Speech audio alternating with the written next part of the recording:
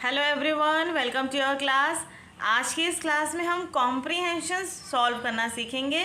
There are 2 comprehensions which I have prepared for you. इनका आपको PDF description box में मिल जाएगा, वहाँ से आप डाउनलोड करिएगा। एंड इनके क्वेश्चंस हैं वो आप इसके बेस पे सॉल्व करेंगे। First you have to read the paragraph, the poem, anything you have to read it very carefully, then you will solve the question. So सबसे पहले मैं इसको आपको रीड करके बताऊंगी एंड देन हम क्वेश्चन सॉल्व करेंगे। हो सकता है आज की क्लास थोड़ी लंबी हो जाए, तो आप साथ में अपने स्नैक लेके ज़रूर बैठना। कॉम्प्रिहेंशन अब हम रीड करेंगे। This is a poem.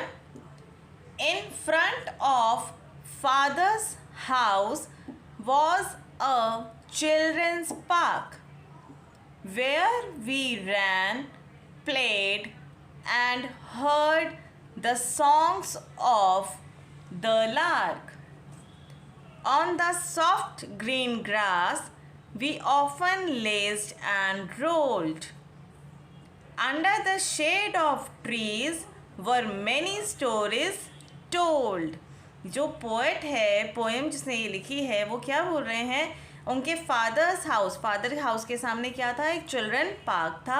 उसमें वो क्या करते थे? वहाँ पे खेलते थे, कूदते थे और बहुत इंजॉय करते थे, राइट। सॉफ्ट ग्रीन ग्रास पे क्या करते थे? रोल कर, मतलब वहाँ पे लेटना, वहाँ पे खेलना, बहुत इंजॉय करते थे वो पार्क में। Under the shade of trees were many stories told, means जो उनके फादर थे वो क्या करते थे? जो पार्क में ट्रीज़ होते हैं ना, बड़े बड़े ट्रीज़ होते हैं, उन ट्रीज़ के शेड में बैठ के उनको बहुत सारी स्टोरी सुनाया करते थे। The birds chirped and nested in trees of great height. Birds की, जैसे हम पार्क में जब जाते हैं तो बर्ड्स की आवाज़ आती है ना, हमें चिर्प चिर्प, बर्ड्स के साउंड को हम बोलते हैं ना चिर्प करना। We chased butterflies and squirrels in delight. Butterflies और स्क्विरल्स को चेस करना मीन्स उनके पीछे भागना, उनके पीछे पीछे भागते थे। It's sad that so much has changed in a few years. अब क्या हो रहा है? वो क्या बोल रहे हैं पोएट? इतने सालों में क्या हो गया? बहुत सी चीज़ें चेंज हो गई हैं, तो वो उनको अच्छी नहीं लग रही हैं। क्या चेंज हो गया है? The sight of the skyscrapers brings me to tears. Skyscrapers means जो लॉन्ग बिल्डिंग्स होती हैं, जो बड़ी बड़ी बिल्डिंग्स होती हैं ना, उनको skyscrapers बोलते हैं। There is no children to play and walk. क्या है वहाँ पे? जब इतनी सारी बिल्डिंग्स हो गई हैं, क्या है, अब आसपास कुछ ऐसे बच्चे नहीं हैं जो खेल रहे हैं, वॉक कर रहे हैं, ऐसा नहीं है। There is no place for laughter and endless talk. कोई ऐसी जगह नहीं है जहाँ पे बच्चे इंजॉय करें, बातें करें, ऐसी अब कोई जगह नहीं बची है। The blocks have blocked the view to the open sky. Blocks किसको बोल रहे हैं? अगेन स्काई स्क्रैपर्स को वो ब्लॉक्स बोल रहे हैं कि उन्होंने क्या कर दिया है? They have blocked the view to see the open sky. Open sky अब हमें दिखता ही नहीं है, बिकॉज इतने बड़ी बड़ी बिल्डिंग्स बन गई हैं, तो अब यहाँ पे ये सब चीज़ें नहीं रही हैं। Please do let the park stay is my painful cry. वो क्या बोल रहे हैं पोएट? इसका जो पोएम का जो नेम है वो क्या है? अ play for parks. Play means request. Request किसके लिए वो कर रहे हैं? कि जो बिल्डिंग्स, बड़ी बड़ी जो बिल्डिंग्स बनती हैं ना, इनको आप थोड़ा सा रोक के पार्क्स के लिए भी जगह रखो, ताकि बच्चे वहाँ पर आते हैं, एंजॉय करते हैं, एक फ्रेश एनवायरनमेंट उनको मिलता है, राइट। तो ये एक पोएम है, इसके बेस पे हम इसके क्वेश्चंस देखते हैं। First, complete the sentences with a word और सेट ऑफ वर्ड्स। आपको ये सेंटेंसेस कंप्लीट करने हैं।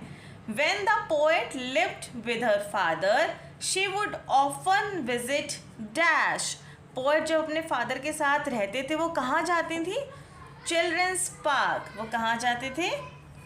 Children's park. और you can also write park only, but I will write children's park. She and her friends would dash and dash on the grass. Grass पे वो क्या करते थे? आपको स्टोरी अच्छे से पढ़नी है, इसलिए मैंने कहा था। On the soft green grass we often lazed and rolled. वो क्या करते थे ग्रास पे? She and her friends would laze and roll on the grass. They often dash with each other, listen to the songs of the dash and enjoy chasing dash and जैश। वो दोनों साथ में क्या करते थे? They often play with each other, listen to songs of, किसके song सुना करते थे? Of the lark.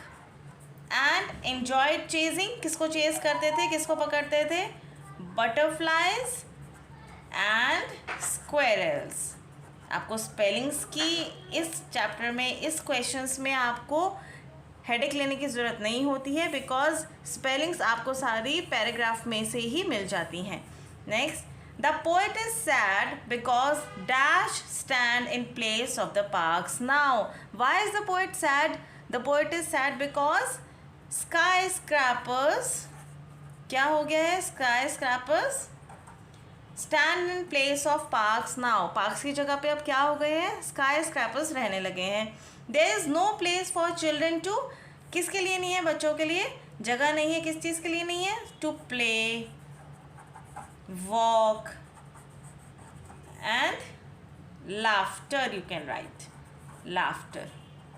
अब बच्चों के लिए प्ले करने के लिए, वॉक करने के लिए, लाफ करने के लिए कोई भी जगह नहीं बची है। The buildings have dash to the open sky. Buildings ने क्या कर दिया है? ओपन स्काई के व्यू को blocked the view to the open sky. इस तरह से आपको ये कंप्लीट करना है। नेक्स्ट क्वेश्चन है, identify any 5 adjectives from the poem. Adjectives आपको आइडेंटिफाई करने हैं। एडजेक्टिव्स क्या होते हैं? जो नाउन की क्वालिटी बताते हैं। तो आपको क्या करना है? आपको उस एडजेक्टिव्स को 5 एडजेक्टिव्स, एडजेक्टिव्स देखते हैं। सबसे पहले मेरी नज़र इन पे पड़ रही है ग्रीन, सॉफ्ट एंड ग्रेट। ये सब क्या है? एडजेक्टिव्स हैं। और आप देखेंगे इसमें एडजेक्टिव्स, यस, ओपन, ये भी एडजेक्टिव है। पेनफुल एडजेक्टिव्स हैं। इसी तरह से आपको एडजेक्टिव्स इसमें फाइंड आउट करने हैं। अभी मैंने खैर 5 आपको बता ही दिए हैं, और आप अगर आपको मिलते हैं तो मुझे कमेंट सेक्शन में ज़रूर बताना। सेकेंड पैरा अब हम रीड करने वाले हैं। As young children in the boarding house there were many things that we were not allowed to do. We could not watch television after 8 PM. Very often our house master, Mr. Harold, would say, "No, you may not." He felt that watching television was a sheer waste of time. When it came to useful things, Mr. Harold gave us his full support. One day I said, "Sir, we want to raise money for charity. Would you help us to put up a play?" His prompt reply was, "Yes, of course I will." I remember that together we put up the play Charlie and the Chocolate Factory, and it was a great success. You have understood the passage? There are some young children is telling about his experience in the boarding house. He is telling that there were many things which we are not allowed to do. बहुत सी ऐसी चीज़ें थी जो हमारे boarding house में करनी हमें allowed नहीं थी। जैसे कि उसने एक एग्जाम्पल दिया है, क्या? टेलीविज़न। आफ्टर 8 PM वो टेलीविज़न नहीं देख सकते थे। उनके जो हाउस मास्टर थे मिस्टर हैरोल्ड, जिसका नाम बताया गया है यहाँ पे, वो क्या बोलते थे? टेलीविज़न वॉच करना एक वेस्ट ऑफ टाइम है, वेस्ट है। क्योंकि उनकी सोच क्या थी? अगर हम किसी यूज़फुल चीज़ के लिए उनका सपोर्ट अगर मांगते थे तो वो बहुत एकदम से तैयार होते थे कि अच्छा मैं इस चीज़ के लिए सपोर्ट करूँगा, I will support you for this cause, right. So one day क्या हुआ? He said to his sir that I want to raise money for charity. Charity के लिए मुझे फंड रेज करने हैं, तो क्या आप मेरी हेल्प करेंगे? तो प्रॉम्प्ट रिप्लाई मीन्स एकदम सडन रिप्लाई उनका क्या था? Yes of course I will, मैं आपकी हेल्प करूँगा। आई रिमेंबर दैट टुगेदर उन्होंने फिर क्या करा? एक प्ले ऑर्गेनाइज किया था, Charlie and the Chocolate Factory, ये प्ले का नाम है। And it was a great success, वो बहुत अच्छा सक्सेस हुआ था। This is the short passage. Now we will read the questions. These are the questions. First of all, you have to tick the correct option. The writer went to a day school or boarding school. This is very simple, boarding school.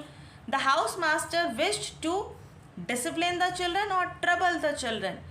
Discipline the children. वो क्या चाहते थे कि बच्चे कैसे रहें? Disciplined रहें. Mr. Harold found watching television. वो टेलीविज़न को क्या समझते थे? A useful activity or useless activity. It's a useless activity according to him, Mr. Harold. Now answer these questions. Why did the children want to put up a play? Why did the children want to put up a play? Because they wanted to organize the money. They wanted to raise the money for charity purpose. So we will write the answer. The children wanted to put up a play because they wanted to raise money for charity. Right? Short passages जो होते हैं इनके answers हमें short and crisp रखने होते हैं. Why did Mr Harold support the children to put up a play? Because why did Mr Harold help them? Because उसने क्यों हेल्प करी थी? Because according to Mr Harold he would not allow any useless activity, but for this play he got ready because the children's cause was the raise money for charity, because they wanted to raise money for the charity, and according to Mr. Harold it is a good cause, so he wanted the children to put up a play. तो इसको हम कैसे लिखेंगे? Mr. Harold supported. Answer में हम हमेशा change करते हैं बिकॉज यहाँ डिड था इसलिए फर्स्ट फॉर्म लगी थी, बट यहाँ पे हम डिड नहीं लगा रहे हैं इसलिए हम ईडी लगाएंगे because we are talking about the past tense. ये एक ट्रिक होती है, क्वेश्चन के आंसर हम हमेशा इसी तरह से राइट करते हैं. Mr Harold supported the children. Now you don't have to write the to put up a play because this is we have known already. Mr Harold supported the children because according to him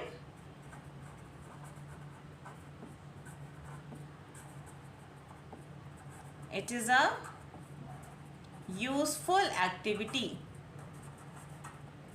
For solving comprehensions you have to be smart worker. आपको smart worker होना बहुत ज़रूरी है. ये line मैंने क्यों use की? Because इन्होंने इस क्वेश्चन में यही कंपैरिजन रखा था, यूजफुल एक्टिविटी और यूजलेस एक्टिविटी, इसलिए मैंने इसको यहाँ पे आंसर में यूज़ किया. इसी तरह से आप भी कर सकते हैं. Do you agree with Mr Harold that watching television is a waste of time? Now this answer is totally depend upon you. आप क्या सोचते हैं ये आप मुझे बताएंगे. मैं आपका ओपिनियन जानना चाहती हूँ. आप कमेंट सेक्शन में मुझे इसका आंसर ज़रूर बताइएगा. तो चलिए अब मिलती हूँ आपसे मैं नेक्स्ट क्लास में. तब तक के लिए bye bye and thank you so much for watching my video.